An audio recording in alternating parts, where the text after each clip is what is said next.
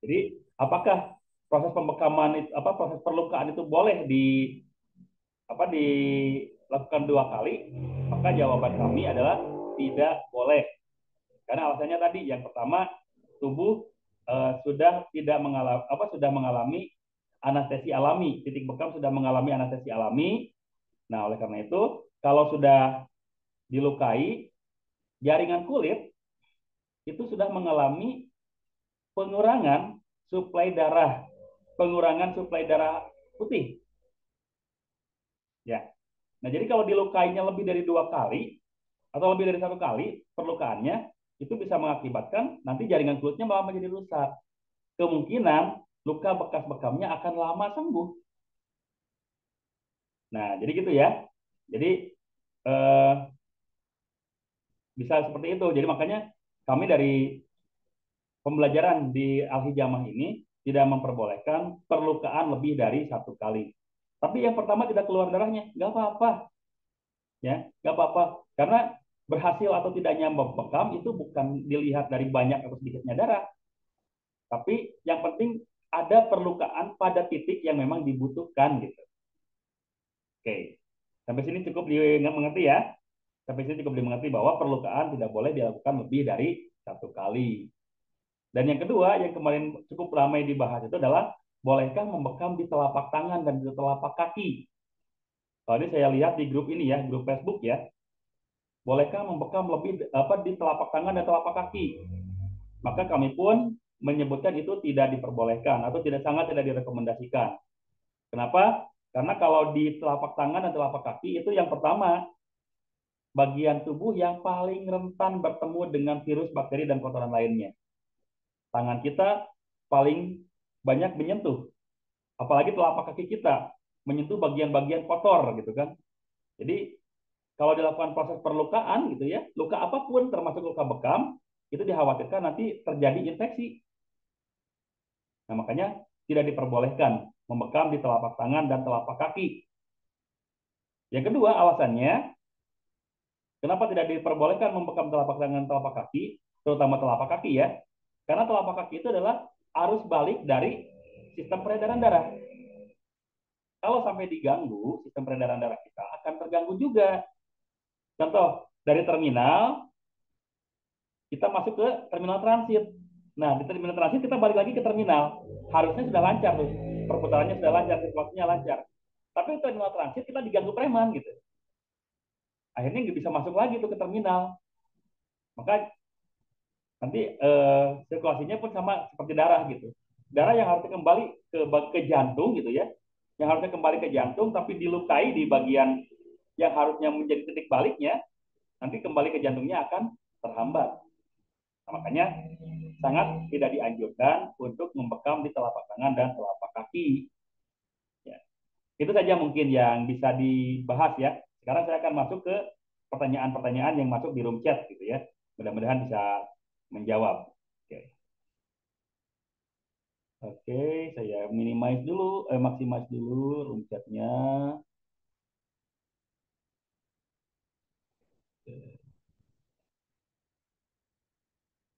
Mana lagi maximize-nya ya? Hmm.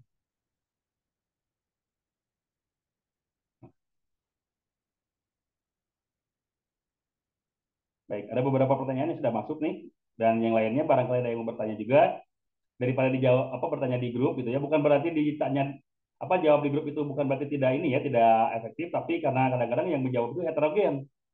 Grup kita punya 800 member ya, 800 anggota, dan bukan dari disiplin ilmu yang sama, jadi otomatis akan banyak jawaban-jawaban yang kadang-kadang liar gitu, kadang-kadang terlalu terlalu aneh jawabannya gitu.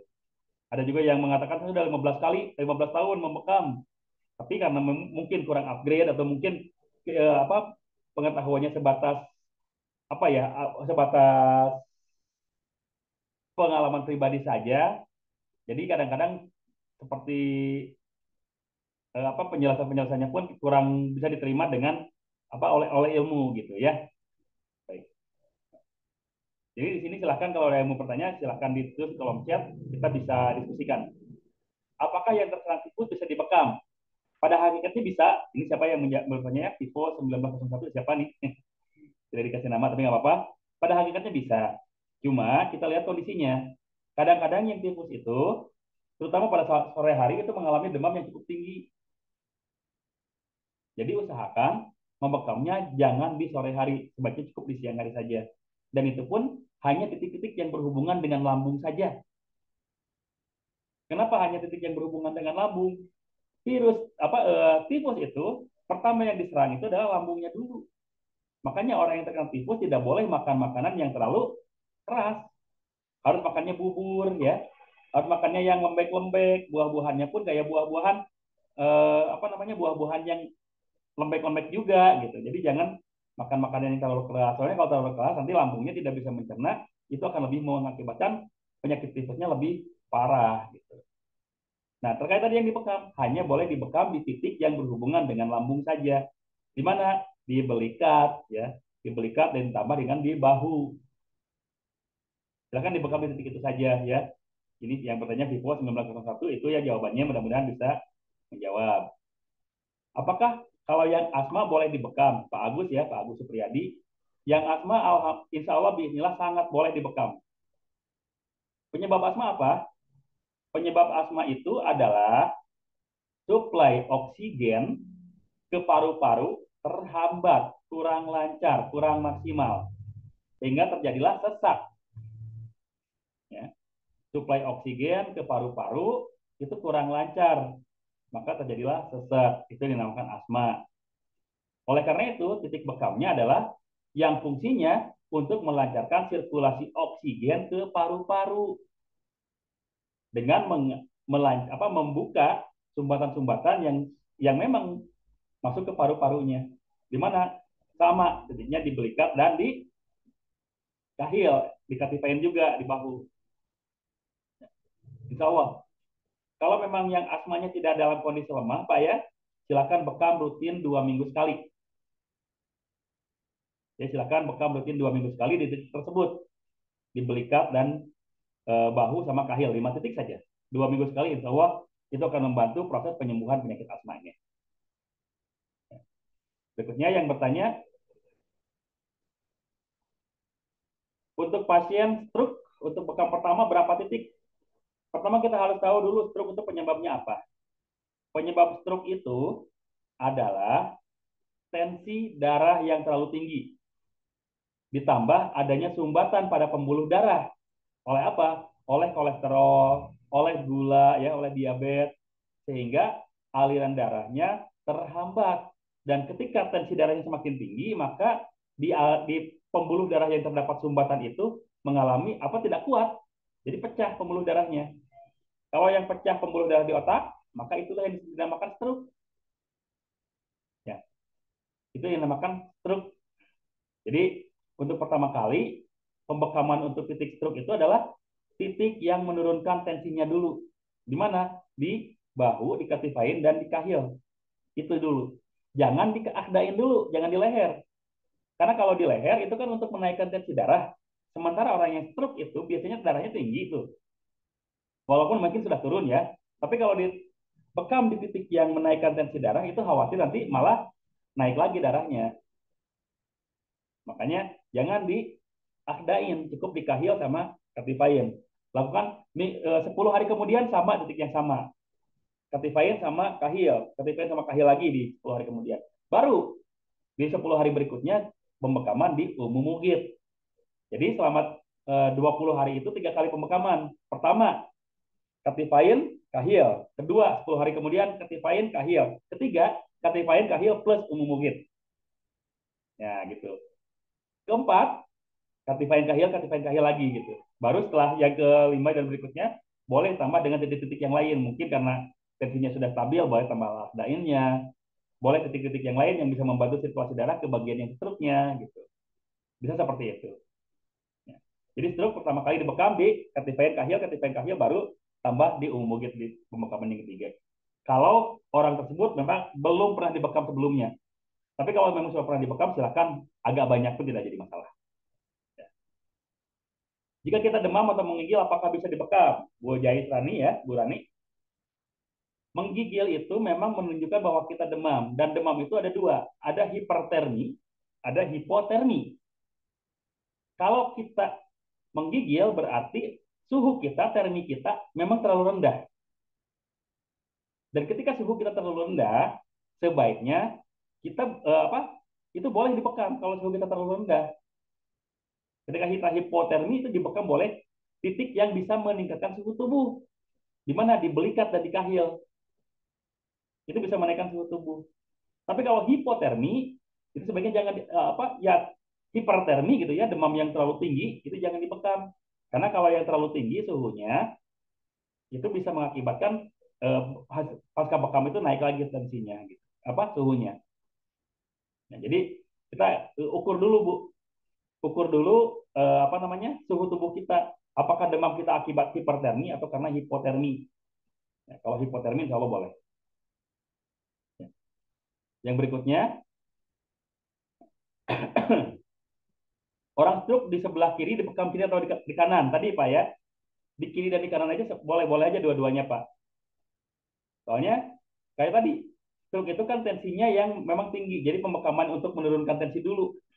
Ya, menurunkan tensi dulu. Di Captifiant. Baru yang berikutnya di Umugit. Jadi kalau mau kanan sama atau kiri sebetulnya sama saja. Ya. Ya, baru di pembekaman yang berikutnya yang sudah sering, boleh dibekam di titik yang stroke-nya. Misalkan yang bekam yang kiri di tangan kirinya, dibekam nggak apa-apa. Dengan catatan dia bukan pertama kali dibekam. Berikutnya, kalau salah titik ada efek nggak? Maksudnya efek negatifnya. Nah ini Galaxy A21s ya. Tadi sudah saya jelaskan. Ada titik yang untuk menaikkan tensi darah. Ada titik yang untuk menurunkan tensi darah. Ketika tensi kita tinggi, dibekam untuk yang menaikkan tensi darah, kira-kira gimana? Semakin tinggi tensinya, pecah pembuluh darah, Pak. Bu, atau Pak atau Bu, saya nggak tahu ya ini ya. Kalau tensinya rendah, dibekam di titik yang justru menurunkan tensi darah, kira-kira gimana? Bisa lebih bisa lebih menurunkan tensi darahnya, bisa lebih parah lagi gitu. Hipotensinya gitu. Nah, makanya supaya tidak salah dalam membekam, sebelum membekam itu diagnosa itu wajib. Minimal kita tensi dulu gitu. Tensi dulu pasien yang mau kita bekam, jangan sampai kita sembarangan gitu. Karena bekam ini sudah rasul, bekam di mana saja itu jangan. Tetap ada aturannya, tetap ada yang harus diperhatikan gitu. Ya. Jadi kalau salah titik gimana? Kalau salah titik memang ada efeknya dan bahkan bisa fatal kalau memang kita tanpa diagnosa yang tepat. Ya. Itu ya. Nanti untuk titik-titik bekam dan fungsinya, kemudian diagnosa apa saja yang bisa dibekam di modul sebetulnya sudah ada, tapi insya Allah nanti saya dalam waktu dekat saya akan share juga gitu. Titik-titik bekam dan fungsinya untuk apa saja, insya Allah ya. Mohon doanya. Nyimak sambil bekam, insya Allah. Ya. Assalamualaikum, ini Pak Ferdi, Ferdi Apiarsa. Eh, Batas minimal dan batas maksimal tensimeter yang diboleh dibekam. Sebetulnya kalau kita melihat batas maksimal dan minimal, melihat kecenderungannya ya Pak Ferdi ya. Kalau yang bersangkutan memang cenderung rendah, misalkan biasanya cuma 90, ya ketika dia 90 boleh dibekam. Karena memang kecenderungannya seperti itu. Kalau kecenderungannya tinggi, misalkan kecenderungannya memang 160 gitu, itu boleh dibekam. Tapi kalau di luar kecenderungan, Pak, misalkan dia normalnya 120, 130, ketika akan dibekam cuma 90. Nah, itu tidak boleh karena tidak sesuai dengan kecenderungannya. Khawatir setelah bekam tubuhnya kaget, tidak bisa menerima gitu. Tensi yang perubahan gitu, perubahan tensi pasca bekam. Nah, jadi kalau untuk batas minimum maksimum tidak ada aturan baku, Pak ya. Yang penting masih di batas kecenderungan yang bersangkutan. Walaupun 180, tapi kalau yang bersangkutan memang biasa seperti itu, insya Allah boleh dibekam, Pak. Ya, insya Allah boleh dibekam. Kecuali kalau memang biasanya cuma berapa gitu. Ini tiba-tiba tinggi, nah itu jangan dibekam. Itu namanya hipertensi maligna. Hipertensi yang terjadi seketika, dan itu memang eh, merupakan kontraindikasi dalam bekam. Ya, itu Pak Ferdi ya. Insya Allah ya, mudah-mudahan bisa dipahami ya. Eh, saya masih bingung Pak. Kemarin dibahas stroke yang kanan dibekam di area kiri, sedang yang stroke. Nah itu makanya kalau jawaban di grup itu kadang-kadang liar. Karena yang menjawab kadang-kadang bukan menggunakan keilmuan, tapi menggunakan pengalaman. Sementara pengalaman kan tidak bisa dijadikan dasar, apalagi pengalaman pribadi ya, tidak bisa dijadikan dasar. Tetap walaupun bekam itu ada yang bilang bekam itu tentang rasa, bukan tentang angka. Iya, tapi sekarang gini, gatal, coba deh, gatal digaruk, memang rasanya lebih lebih enak. Tapi itu pertanda gatalnya sembuh nggak? Belum tentu kan? Sama, setelah dibekam itu lebih enak. Tapi apakah itu merupakan indikasi bahwa yang bersangkutan sembuh? Belum tentu kalau titiknya tidak tepat. Makanya walaupun bekam ada yang mengatakan bekam coba soal rasa bukan soal angka, ya tapi tetap harus ada tolak ukurnya gitu. Oh kalau di bekam titik ini berhubungan dengan organ ini, maka proses penyembuhannya untuk penyakit ini gitu. Bekam di kepala, sakit kepala dibekam kepalanya. Kalau karena hipertensi sakit kepalanya, masa dibekam di kepalanya? Kan harus diperbaiki juga gitu. Nah, kembali ke jawaban ini ya. Kemarin dibahas untuk yang kanan di bekam area kiri, yang sedang yang kiri sebelah kanan itu saya kurang bisa mempertanggungjawabkan karena seharusnya bekam itu untuk stroke itu pertama tensinya dulu distabilkan, baru recovery sistem saraf pusat gitu ya. Di mana tadi menurunkan tensi darah di katifain sama kahil, recovery saraf pusat di mana di umum muhid gitu. Gitu ya. Mudah-mudahan bisa menjawab. Ini bapak atau ibu ya, saya kurang tahu namanya Vivo soalnya. Untuk yang ingin mempunyai keturunan, apakah bisa dibekam dan detiknya di mana saja? Mudah-mudahan Pak Agus diberikan kemudahan dalam mendapatkan keturunan ya, insya Allah. Titik untuk promil, program hamil itu ada beberapa. Yang pertama, perbaiki dulu ginjalnya. Karena untuk bisa menghasilkan sperma dan sel telur yang baik, ginjal harus sehat. Di mana titik ginjal? Di pinggang bawah, Pak. Sejajar dengan siku. Bekam dulu di situ selama setiap 2 minggu sekali. Ya. Setiap 2 minggu sekali titik pinggangnya. Ya. Ginjal. Kemudian bekam di titik awarik di pinggul. Mohon maaf ya, pantat kiri dan kanan. Ya. Kiri dan kanan pantat. Itu dibantu eh, bantu dibekam di situ, insya Allah. Dan yang ketiga, dibekam di titik alkiton, tulang ekor. Ini awarik sama alkiton ini fungsinya untuk memperbaiki kualitas spermanya sama kualitas apa apa namanya sel telurnya. Ya, jadi gitu. Silahkan dibekam di titik pertama, Zohril sufla ya, bagian punggung bawah di pinggang, kemudian di awarik, di pinggul, dan di alkiton.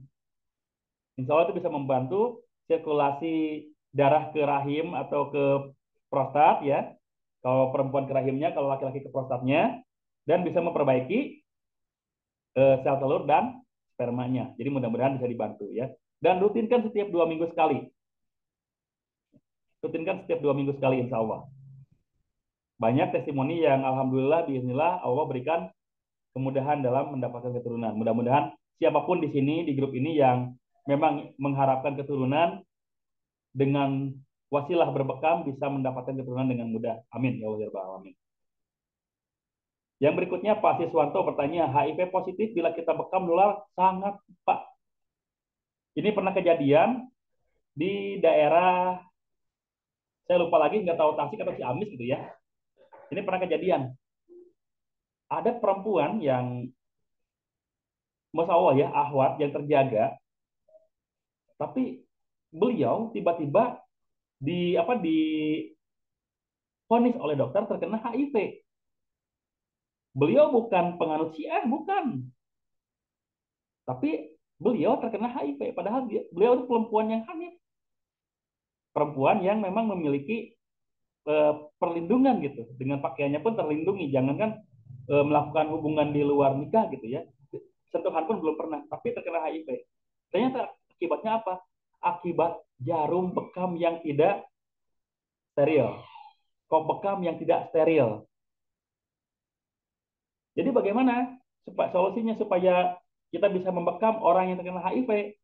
Dia harus punya alat sendiri. ya. Dia harus punya alat sendiri dan kita sebagai pembekamnya harus ekstra. Sarung tangannya benar-benar ekstra steril. Kalau masker sih memang tidak terlalu berpengaruh ya, tapi kita pun perlu jaga gitu. Karena penularan HIV kan melalui darah ya. Khawatirnya kalau sarung tangannya tidak terlalu tidak steril, masih ada darah si pasien yang menempel, kita tanpa lupa gitu ya, lupa atau tidak tidak teliti dalam cuci gitu, dan masuk ke dalam tubuh kita. Nah, itu dikhawatirkan. Makanya kalau HIV, hepatitis itu sangat mungkin menular gitu, sangat sangat mungkin menular melalui alat bekam. Makanya harus disterilkan secara maksimal. Bahkan sebisa mungkin penderita HIV dan hepatitis itu memiliki alat sendiri ketika mau bekam. Itu ya Pak Siswanto ya. Pak, di mana titik berdengung, telinga berdengung? Ibu Ani ya. Ibu Ani, di mana titik telinga berdengung? Ya. Telinga berdengung itu organ telinga itu berhubungan dengan ginjal. Afinitas telinga itu dengan ginjal. Maka yang pertama yang harus dibekam itu ginjalnya dulu, Pak. Bu ya, Bu Ani ya. Dibekam dulu di ginjalnya. Ya. Dibekam dulu di ginjalnya, kemudian di titik ginjalnya tadi di pinggang dan di al-asdain di bagian leher belakang. Insya Allah. Dan perlu diketahui kenapa terjadinya telinga berdengung. Telinga berdengung itu terjadi ketika ginjal kita mengalami peradangan. Ginjal kita mengalami peradangan atau mengalami sindrom panas gitu. Mengalami sindrom panas. Nah, ketika itu terjadi akibat kitanya kurang minum biasanya, Bu. Nah, makanya ketika kita sering terjadi telinga berdengung, maka minum harus dimaksimalkan. Setiap satu hari itu memang perlu 8 gelas. Dengan cara per 1 jam 1 gelas, Bu. Dari mulai pada subuh atau qobla subuh ya, sebelum subuh sampai menjelang maghrib. Setiap 1 jam 1 gelas terus-terusan, insya Allah itu membantu ginjal kita dan insya Allah bisa membantu ke telinga kita juga. Itu ya Bu Ani ya. Jadi kalau untuk bekam tadi di titik ginjal, di pinggang ya, pinggang bawah dan di al-akhdain insya Allah. Plus tambahkan dengan konsumsi air putih yang cukup. Ulangi yang mana ya? Pasien miom dan kista apa saja apa aja Ustaz berapa kali sebulan? Oke. Miom dan kista hampir sama dengan tadi ya promil karena hubungannya dengan rahim. Jadi bisa di alwarik sama di alkiton. Plus tambah eh, di 3 jari sekitar pusar, kiri kanan pusar. Insya Allah itu ya, Pak Samsudin ya. Mudah-mudahan bisa membantu nantinya. Untuk lebih jelasnya, titik bekam kanker payudara di mana ya? Titik bekam payudara, kanker payudara, itu di titik asadiu, titik di bawah payudara. Ya, sekitar 2 atau 3 jari di bawah payudara. Insya Allah. Tapi ingat, kalau memang eh, kankernya sudah menyebar gitu ya, kankernya sudah menyebar, maka jangan dipaksakan. Atau sudah terlalu ganas, karena kalau kita paksakan membekal di titik yang ada kankernya, itu akan bisa berakibat fatal. Ya. Jadi di asadiu Bu ya, asadiu, kemudian ditambah di titik di belakang di titik zorial ala di bagian belikat. Insya Allah itu bisa membantu. Kalau stroke sebelum dibekam boleh dipijat dulu, sangat boleh. Ya. Karena memang sebelum bekam itu bagusnya memang dipijat dulu. Tensi darah untuk turun itu tadi sudah dijelaskan Bu ya. Sudah dijelaskan tadi ya. Untuk menaikkan tensi darah itu di al-aqdain di leher belakang, untuk menurunkan di al-katifain di pundak. Titik bekam untuk kelenjar getah bening di mana saja? Titik bekam untuk kelenjar getah bening itu di bagian al-aqdain, leher belakang. Karena kan kelenjar getah bening biasanya di sini terjadinya ya, di bagian leher depan, maka pembekamannya di leher belakang. Ya, silakan dilakukan pembekaman di situ. Plus di al-kahil.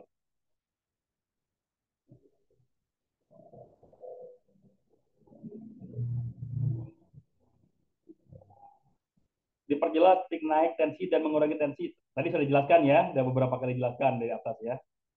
Terus Ustaz efektifnya berapa hari dibekam? Rutin 10 hari sekali insya Allah boleh. Tadi di awal sudah dijelaskan ya, 10 hari sekali. Sakit pinggang sama vertigo, titik bekamnya di mana saja. Sakit pinggangnya akibat apa dulu? Kalau akibat masalah di ginjal, maka titik ginjalnya. Kalau misalkan akibat ototnya, maka boleh agak sembarang juga. Ya. Kalau vertigo itu saat berhubungan dengan lambung, maka titik lambung di bagian belikat. Pak Agus ya, insya Allah. Asam urat di lutut belakang tidak di belakang lutut ya, di persendian tidak boleh dibekam. Ya, di persendian tidak boleh dibekam.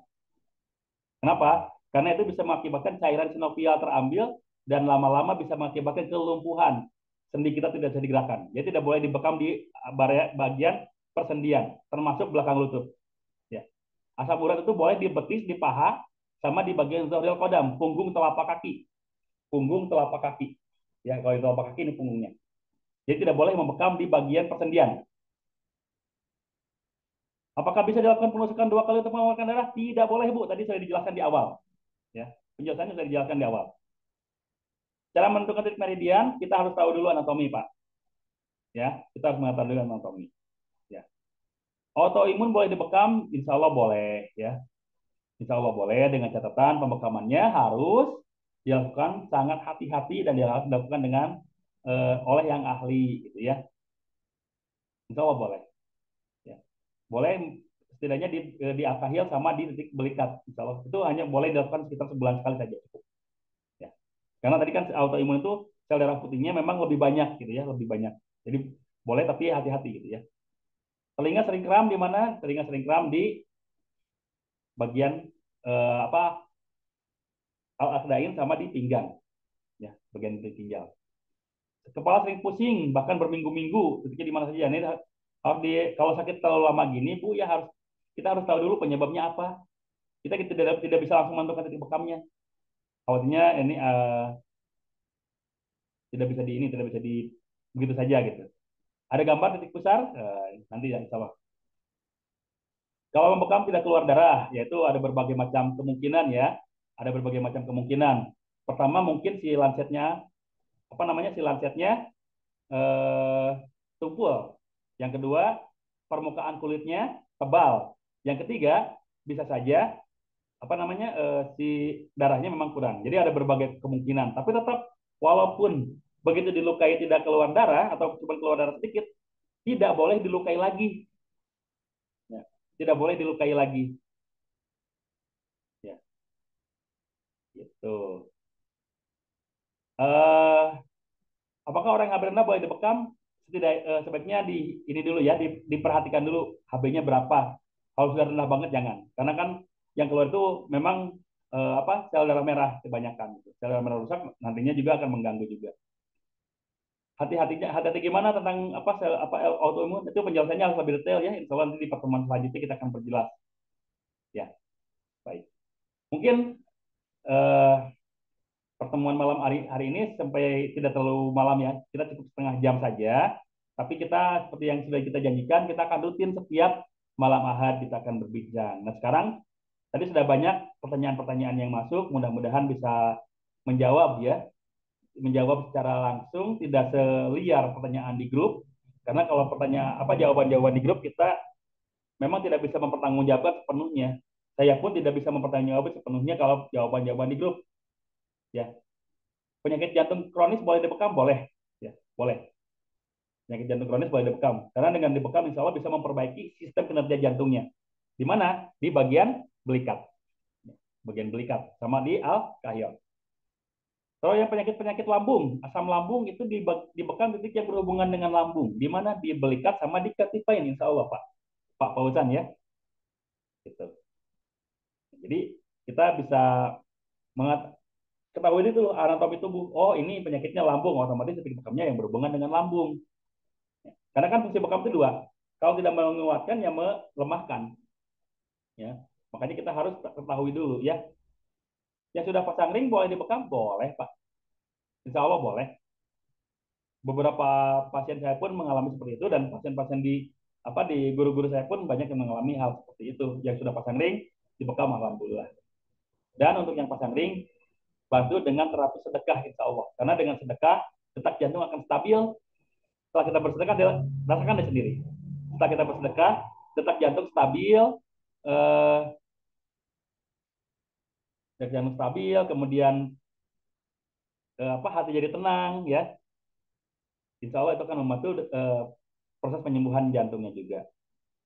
Vertigo sama pinggang tadi, kalau pinggangnya akibat apa dulu Pak? Kita ketahui dulu masalah pinggangnya. Apakah karena ginjal, atau karena otot, atau karena adanya dislokasi tulang belakang? Kita harus ketahui dulu. Masalah sakit pinggang itu luar biasa luasnya.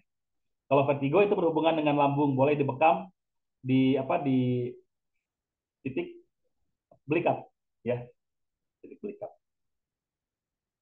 Kemudian penyumbatan pembuluh darah boleh dibekam di bagian penyumbatannya bagian otak gitu. Bisa dibekam pertama di al-aqdain dulu sama al-kahil selama tensinya stabil. Tapi kalau tensinya tinggi, di al-aqdain jangan, tapi di katifain. Baru nantinya dibekam di titik umum gitu. Ya. Sakit lutut sekali lagi jangan dibekam di belakang lutut, jangan di sendi.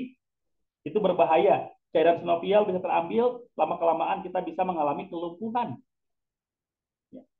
Jadi hati-hati. Ya, makanya kita harus benar-benar menganalisa dulu ini penyakitnya akibat apa. Ya.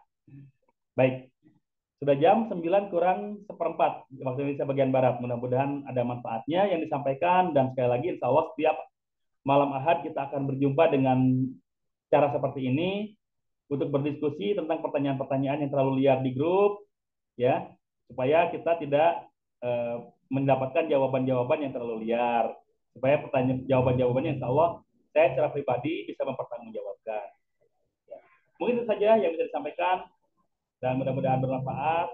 Sekali lagi kepada yang sudah berpartisipasi kami ucapkan terima kasih, saya ucapkan terima kasih, dan mohon maaf jika banyak kekurangannya karena waktu memang terbatas, dan memang sengaja waktunya dibatasi gitu ya. Waktunya dibatasi sengaja supaya eh, malam ahad depan lebih penasaran lagi, malam ahad depan lebih penasaran lagi. Banyak pertanyaan yang lebih bisa dikeluarkan, disajikan. Jadi diskusi kita semakin hidup, semakin hidup, semakin hidup. Ya, baik. Itu saja mungkin ya. Sekali lagi, saya sebagai admin grup, sebagai narasumber juga mengucapkan mohon maaf atas kekurangannya. Terima kasih atas perhatiannya. Akhirul kalam, saya akan tutup perjumpaan ini dengan membacakan doa kafaratul majlis. Subhanakallahumma wa bihamdika asyhadu alla ilaha illa anta astaghfiruka wa atubu ilaik. Terima kasih. Assalamualaikum warahmatullahi wabarakatuh. Waalaikumsalam warahmatullahi wabarakatuh. Waalaikumsalam Ustaz. Ya, warahmatullahi di end semuanya ya Bapak Ibu. Terima kasih atas waktunya.